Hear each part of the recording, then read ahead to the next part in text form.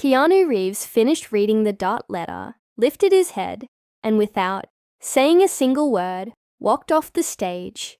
200 people in the studio watched. In complete silence. The cameras kept rolling. Jimmy Fallon sat frozen at his desk, his mouth slightly open, unable to form words. The Roots, who had been playing softly in the background, stopped midnight. The audience, trained to react with laughter and applause, did neither. They just stared, because what had just happened on The Tonight Show wasn't part of the script. It wasn't planned, and it certainly wasn't something anyone would forget.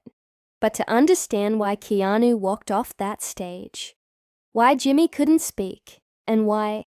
That letter changed everything.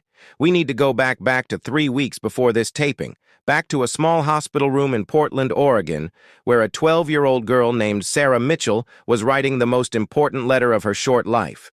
Sarah had been a fan of The Tonight Show since she was 8 years. Old. Not because she understood all the jokes or knew who every celebrity guest was, but because watching Jimmy Fallon made her forget, even for just 30 minutes, that she was sick. Stage 4. Leukemia doesn't give you many reasons to smile, but Jimmy did every single night. Her parents had reached out to the show months earlier, hoping for a video message, maybe a signed photo. Something to lift Sarah's spirits during her final round of treatments. The producers received hundreds of similar requests every week. They couldn't respond to all of them. But Sarah's letter was different. She didn't ask for anything for herself. Instead, she wrote about Keanu Reeves. Dear Mr. Fallon, the letter began. I know you probably get 1 million letters, and I know you can't read all of them, but if you could give this to Keanu Reeves if he's ever on your show, I would be so grateful. He doesn't know me, but his movies helped me understand that even when life is really, really hard, you can still choose to be kind. You can still choose to keep going. I want him to know that he made a difference. Even if he never knows my name, the letter never made it to Keanu, at least not through official channels. Sarah passed away 2 weeks after she mailed it. Her mother, Rebecca, found the draft in Sarah's journal and posted it online, not expecting anything to come of it, just wanting to honor her daughter's last wish. The post went viral, and 3 days later, Keanu's team reached out directly to Rebecca. What happened next, nobody could have predicted, not the producers. Not Jimmy, and certainly not the audience who bought tickets, thinking they were just going to watch a fun, late-night show. Subscribe and leave a comment, because the most powerful part of this story is still ahead. Keanu didn't want publicity for what he was planning. He didn't want cameras documenting his visit to Rebecca's home in Portland. He simply showed up, unannounced, and spent 4 hours with Sarah's family, listening to stories about her life, looking at photos, and learning about the girl who had written him that letter. Before he left, he asked Rebecca for one thing: a copy of the original letter, the one Sarah had drafted in her journal before mailing. The typed version. I'd like to read it, he told her on television. If that's okay with you. Rebecca didn't understand at first. Read it where? Why? But Keanu explained. Sarah wanted me to know her words, but I think the world should know them too. I think people need to hear what a 12-year-old girl facing death understood about life better than most of us ever will. 2 weeks later, Keanu was booked as a guest on The Tonight Show.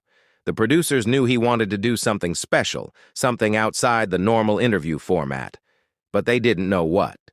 Jimmy was told only that Keanu had a personal story to share and that it might get emotional. No problem, Jimmy said. He'd handled emotional moments before. He was a professional. He could manage it. But nobody was prepared for what actually happened. The show started normally. Jimmy did his monologue, landed his jokes. The audience laughed on cue. Then he introduced Keanu, who walked out to massive applause, wearing his usual all-black ensemble, humble, smile in place, waving to the crowd. They did the typical banter, talked about his latest projects, shared a funny story about filming. Everything was going exactly as planned.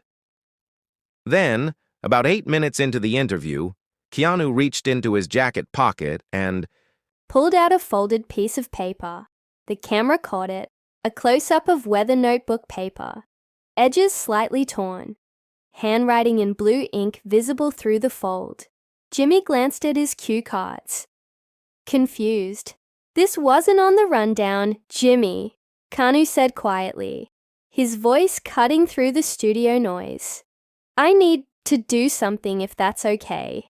I need to read something." Jimmy nodded, uncertain but trusting. "Of course, man." whatever you need.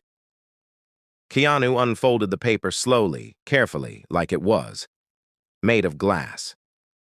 The studio, sensing something different, went quiet. You could hear the cameras adjusting focus. You could hear someone in the audience shift in their seat. Keanu looked down at the letter, took a breath, and began. "Dear Mr. Fallon," he read his voice, steady but soft. "I know you probably get "A million letters. And I know you can't. Read all of them." Jimmy's expression changed. He sat up straighter. He didn't know what this was yet, but he knew it wasn't a bit. This was real. Keanu continued, "But if you could give this to Keanu Reeves, if he's ever on your show, I would be so grateful. He doesn't know." me, but his movies helped me understand that even when life is really, really hard, you can still choose to be kind. The camera cut to Jimmy. His eyes were glistening. He pressed his lips together, trying to hold composure. "You can still choose to keep going," Keanu read, his voice cracking slightly. "Now, I want him to know that he made a difference, even if he never knows my Name. My name is Sarah.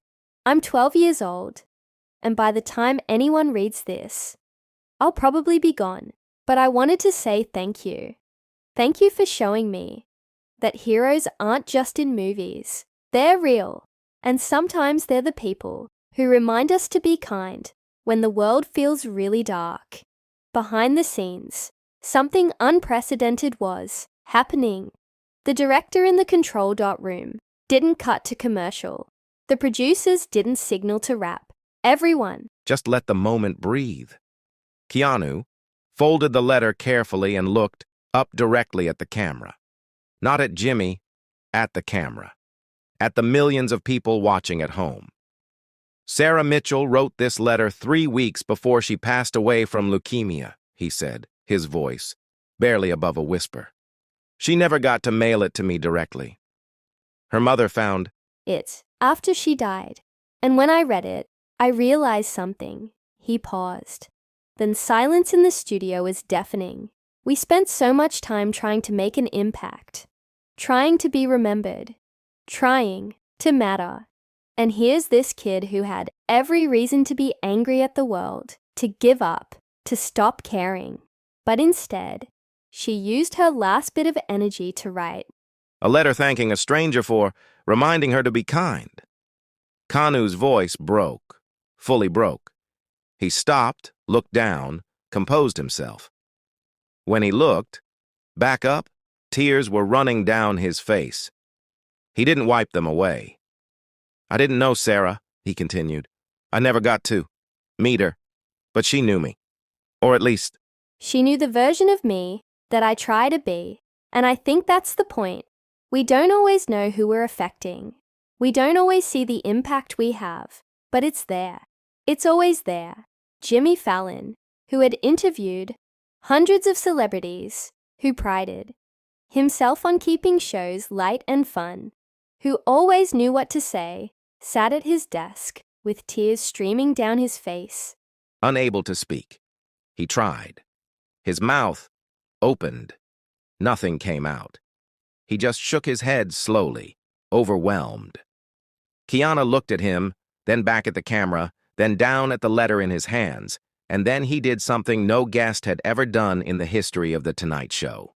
He stood up, still holding the letter, and without a word, walked off. The stage, not to the wings where guests normally exit.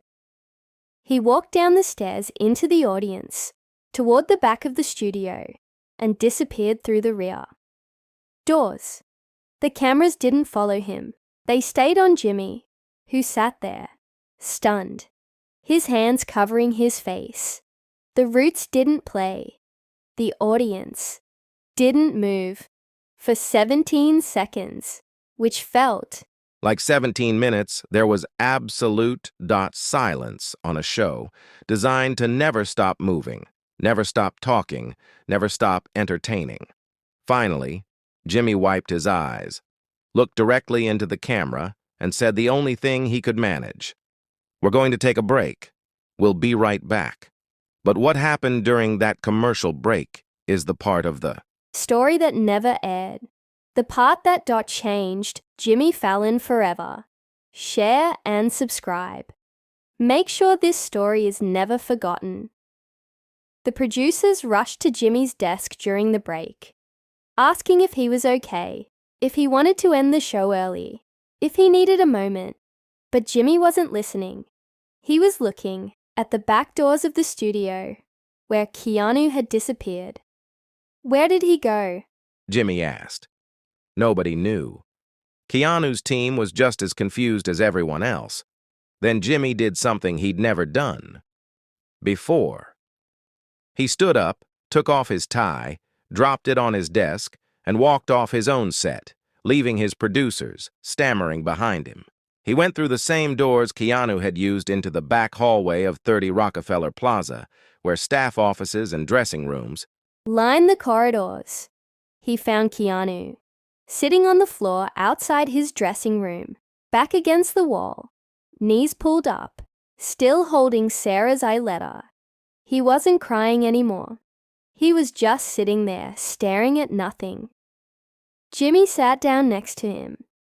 Didn't say anything at first, just sat there on the floor of a hallway in the building where he'd hosted one of the biggest shows in television for over a decade in his suit, pants, and dress shirt, tie, abandoned, sitting next to one of the most famous actors in the world.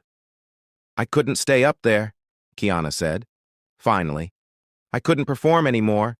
That letter, that kid, she's gone. Jimmy, and I'm here reading her words on TV like it's content, like it's a moment. It felt wrong. It felt like I was using her." Jimmy shook his head. "You weren't using her, man. You were honoring her. That's different, is it?" Keanu looked at him. "She wanted me to know her words. She didn't want the world to know them. I made that choice for her mother. I don't know if that was right." Jimmy thought about that.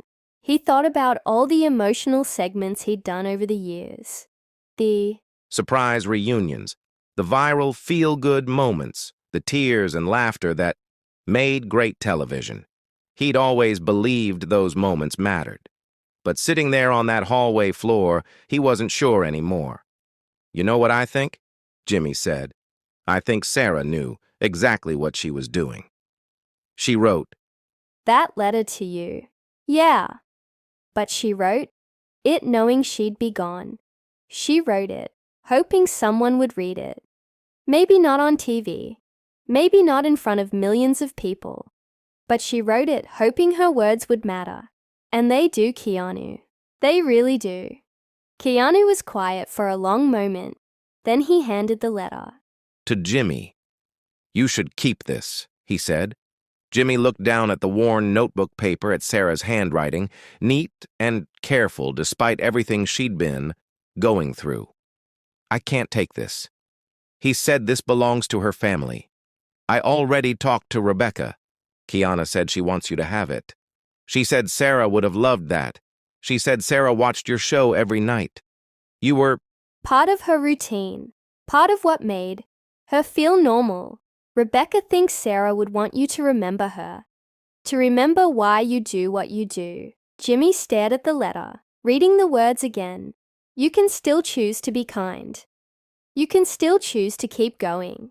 He folded it carefully and put it in his shirt pocket, right over his heart. They sat there for another few minutes, not talking, just existing in the same space. Eventually, a producer peeked around the corner, hesitant to interrupt, but needing to know what was happening. "Jimmy," she said softly, "we need to know if you're coming back. We can end the show here if you need to." Jimmy looked at Keanu. Keanu nodded. They both stood up, brushed off their pants, and walked back toward the studio together. When they returned to the stage, the audience had been sitting in silence for nearly 12 minutes. Some people had left, unsure if the show was continuing, but most stayed. They stayed because they sensed they were part of something real. Jimmy took his seat at the desk. Keanu sat back down in the guest chair. The cameras came back on. Jimmy looked directly into the lens and said, "I'm sorry for the break. That was longer than we planned, but some things can't be planned. Some things just need to happen." He pulled Sarah's letter from his pocket and held it up for the camera to see. This letter was written by a 12-year-old girl named Sarah Mitchell.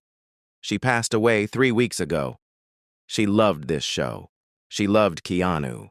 And she wanted the world to know that kindness matters, that choosing to keep going matters, that even when everything feels impossible, we can still choose how we treat each other. Jimmy's voice was steady now. "Sarah, if you're watching from wherever you are, we heard you, and we won't forget." Keanu reached over and placed his hand on Jimmy's shoulder. "No." Words, just presence. The audience rose to their feet, not in applause, but in reverence. The Roots didn't play them out. The cameras just held on two men sitting together in silence, holding space for a girl who taught the world what it means to choose kindness. That night, Jimmy kept Sarah's letter in his desk drawer. He still has it. Every show. Before he walks on stage, he touches that drawer, reminds himself why he's there. Not for ratings, not for viral moments, but for the Sarah of the world, watching from hospital rooms, hoping for 30 minutes of light in the darkness. Keanu never spoke publicly about that night again. He didn't need to. Sarah's words had done the speaking. And sometimes the most powerful thing you can do is step back and let someone else's truth fill the room. This is why we tell stories. This is why moments like these matter. Subscribe and share this, because Sarah's message deserves to live on. Choose kindness. Choose to keep going watched. Dear friends, all the information is taken from online.